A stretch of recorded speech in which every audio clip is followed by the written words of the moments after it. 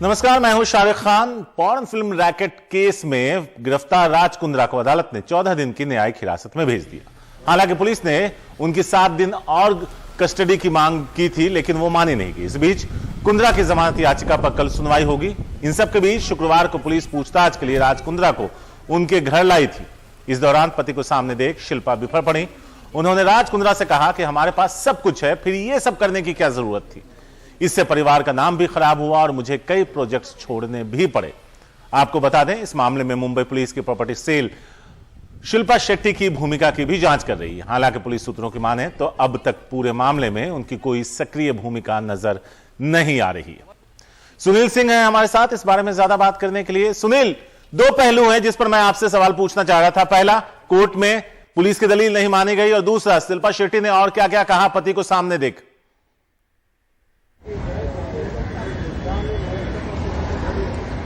शारिक, देखिए, Mumbai crime branch की आज बहुत कोशिश थी कि राज कुंद्रा की और 7 दिन तक हिरासत बढ़ाई जाए, क्योंकि उनका तर्क ऐसा था कि राज कुंद्रा जांच में सहयोग नहीं कर रहे हैं और कुछ ऐसी जानकारियां मिली हैं जिनको कि वेरीफाई करने के लिए बहुत जरूरी है कि राज कुंद्रा पुलिस हिरासत में रहें। और साथ ही 2 जो फरार आरोपी हैं, अरविंद श्रीवास्तव और बख्शी, उन दोनों को भी गिरफ्तारी करनी थी, उसके संबंध में भी जानकारी करनी है। ये भी बताया गया कि किस तरह से राज कुंद्रा के जो सिटी बैंक और कोटक महिंद्रा बैंक अकाउंट थे वो सीज किए गए हैं। उसमें 1 करोड़ 13 लाख रुपए हैं और दूसरा एप्पल्स कंपनी से उन्हें 1 करोड़ 64 लाख रुपए आए हैं, लेकिन गूगल से अभी पैसे की जानकारी डिटेल आनी बाकी है।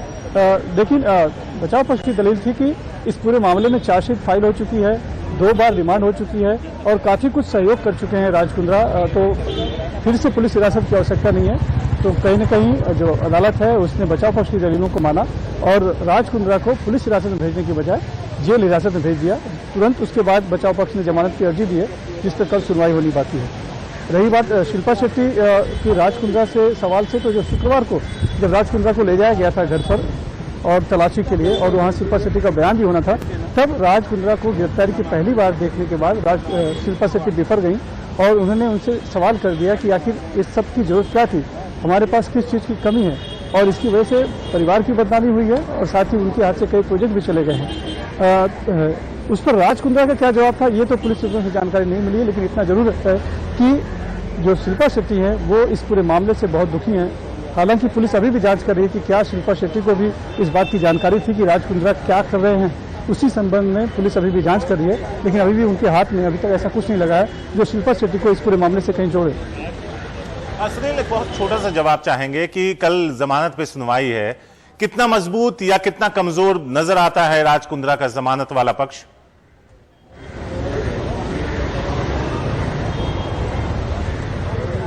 देखिए, इस मामले में फरवरी 2021 में मामला दर्ज किया गया, जांच हुई, 9 आरोपियों की गिरफ्तारी हो गई थी। बाद में उसमें उनकी चार्जशीट भी फाइल कर दी गई उनके खिलाफ। उसके बाद फिर राज कुंद्रा की और रैन थॉर की गिरफ्तारी हुई है और अब काफी कुछ पूछताछ उनसे हो गई है। तो बचाव पक्ष के तर्क से अगर हम देखें तो उनकी हिरासत बनती नहीं है और स्वाभाविक तौर से जब हिरासत नहीं बनती है और मामले में भी और भी लोग आरोपी हैं जो फरार है और मामला जांच में और लंबा चल सकता है, तो जो मुकदमा है वो बहुत बाद में चल पाएगा।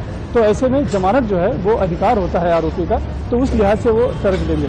आज आपको ये भी बताना बहुत जरूरी है कि बॉम्बे हाईकोर्ट में एक अर्जी है राज कुंद्रा की तरफ से, उसमें इस पूरे मामले को ही, गिरफ्तारी को राज कुंद्रा के अवैध बताया गया है, उसको लेकर चुनौती, तो वहाँ पर भी बहुत कुछ बहस होगी। तो कल जो है बचाव पक्ष जिला कोर्ट में अपना पक्ष रखते यही बताएगा कि कहीं भी से भी जेल हिरासत में रहने की आवश्यकता नहीं है। इस पूरे मामले में 2 आरोपी पहले से भी जमानत पर छूट चुके हैं, तो इनकी भी जमानत बनती है।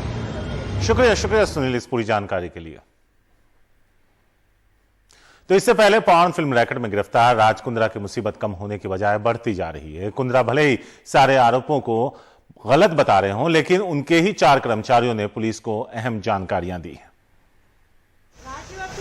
अश्लील फिल्म कांड में फंसे कुंद्रा का राज उनके ही अपने कर्मचारी खोल रहे हैं। मामले की जांच कर रही मुंबई पुलिस सूत्रों के मुताबिक वियान कंपनी के 4 कर्मचारी मामले में गवाह हो सकते हैं।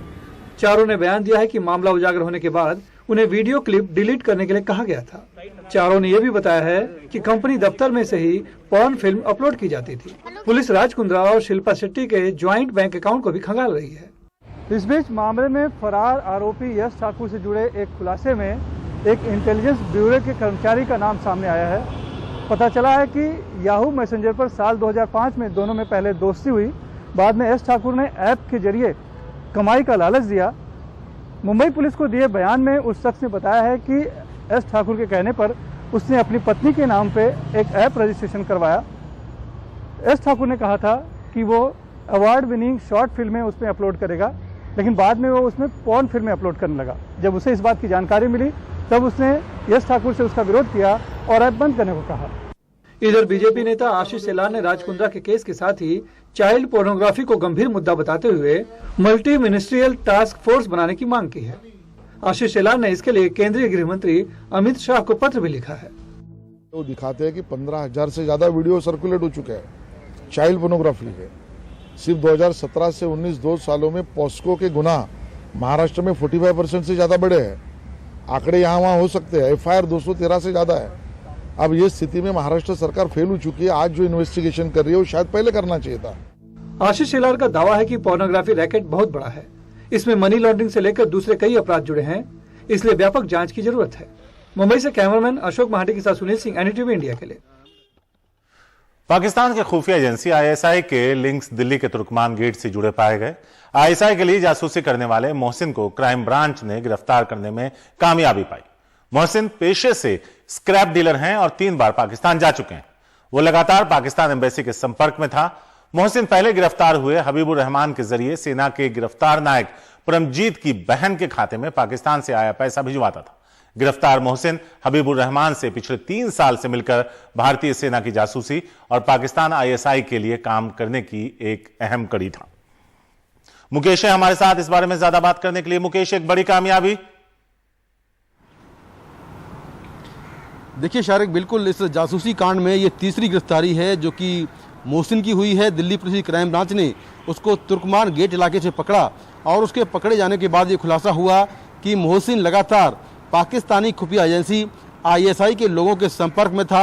यहाँ तक कि वो 3 बार पाकिस्तान गया है और उसे वहाँ जो टास्क दिए गए थे वो लगातार वो टास्क कर रहा था। और जो परमजीत जो लांस नायक है आर्मी का, जिसे आगरा से गिरफ्तार किया गया था, उसके और हबीबुर रहमान जो कि पोखरण से गिरफ्तार हुआ था, उनके बीच की अहम कड़ी था। और ये भी जानकारी मिली है कि पाकिस्तान जाने वाले लोगों के जो वीज़ा है वो भी लगवाने का ये काम करता था। तो लगातार ये जो सीक्रेट इन्फॉर्मेशन है ये पाकिस्तानी खुफिया एजेंसी के लोगों को दे रहा था और 3 बार ये पाकिस्तान गया है। तो कुल मिलाकर जासूसी कांड में दिल्ली पुलिस की क्राइम ब्रांच ने ये तीसरी गिरफ्तारी की है और ये दावा है पुलिस का कि इसमें कई और लोग भी अभी शामिल हैं जिनकी तलाश की जा रही है। शारिक, शुक्रिया मुकेश इस पूरी जानकारी के लिए। तो ये तीसरी गिरफ्तारी, पुलिस और आरोपियों तक पहुंचने की कोशिश कर रही है। दिल्ली के कोटला मुबारकपुर इलाके में पुलिस और बदमाशों के बीच मुठभेड़ हुई। मुठभेड़ में बाइक सवार 2 बदमाशों के पैर में गोली लगी। बदमाशों की पहचान जुनैद और इकबाल के तौर पर हुई है और दोनों नूह के रहने वाले हैं। पुलिस ने इनके पास से 2 पिस्टल और कारतूस भी बरामद किए। गिरफ्तार जुनैद के ऊपर पहले से ही 7 केसेस दर्ज हैं।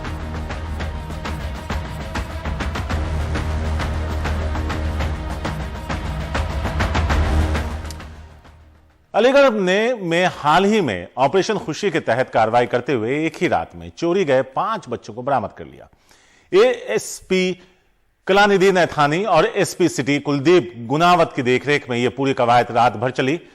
बच्चों को बेचने और खरीदने वाले 16 अपराधियों को गिरफ्तार करने में पुलिस कामयाब रही। कार्रवाई इतनी तेजी से हुई कि अपराधियों को संभलने का मौका नहीं मिला। बाद में बच्चों के परिवार को एक एक कर बुलाया गया और जब उन्होंने अपने खोए बच्चों को सामने देखा तो उनके आंसू नहीं थमे। SSP कलानिधि नैथानी ने ऑपरेशन को अंजाम देने वाली टीम को 25,000 नगद और प्रशस्ति पत्र से नवाजा है। दिल्ली पुलिस की साइबर सेल ने फर्जी पॉपअप मैसेज के जरिए वसूली करने वाले गैंग के 3 सदस्यों को गिरफ्तार किया। तीनों आरोपी तमिलनाडु के रहने वाले हैं। पॉपअप मैसेज कंबोडिया से भेजे जा रहे थे। आरोपी कंप्यूटर पर पॉर्न सामग्री देखने वालों को निशाना बनाते थे। ऐसे यूजर्स के पास पुलिस का नाम लेकर पॉपअप मैसेज भेजा जाता है जिसमें लिखा होता था कि आप अवैध गतिविधियों में लिप्त हैं और इसके लिए आपको 3,000 रुपए का जुर्माना देना होगा। बहुत सारे लोग इन्हें जुर्माने के नाम पर पैसे भेज देते थे। कुछ यूजर्स ऐसे भी थे जिन्हें सामान्य सर्च के दौरान भी ऐसे मैसेज आए। दिल्ली पुलिस को इस मामले में क्रिप्टो करेंसी के जरिए पैसे बाहर भेजे जाने का भी शक है। और अब वक्त है क्राइम न्यूज रैप का। तेलंगाना के विकाराबाद पुलिस ने भारी मात्रा में विस्फोटक सामग्री बरामद की। इसमें लिक्विड जेनेटिन, डेटोनेटर और तार शामिल हैं। बरामदगी सिंचाई विभाग की पुरानी बिल्डिंग के परिसर से हुई।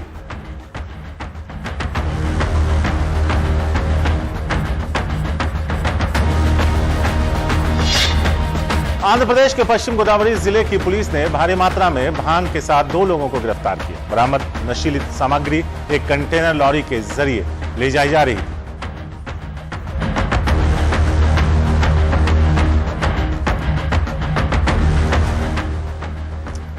तो क्राइम शो में आज इतना ही, लेकिन ब्रेक के बाद और भी बहुत सारी खबरें हैं। बने रहिए हमारे साथ।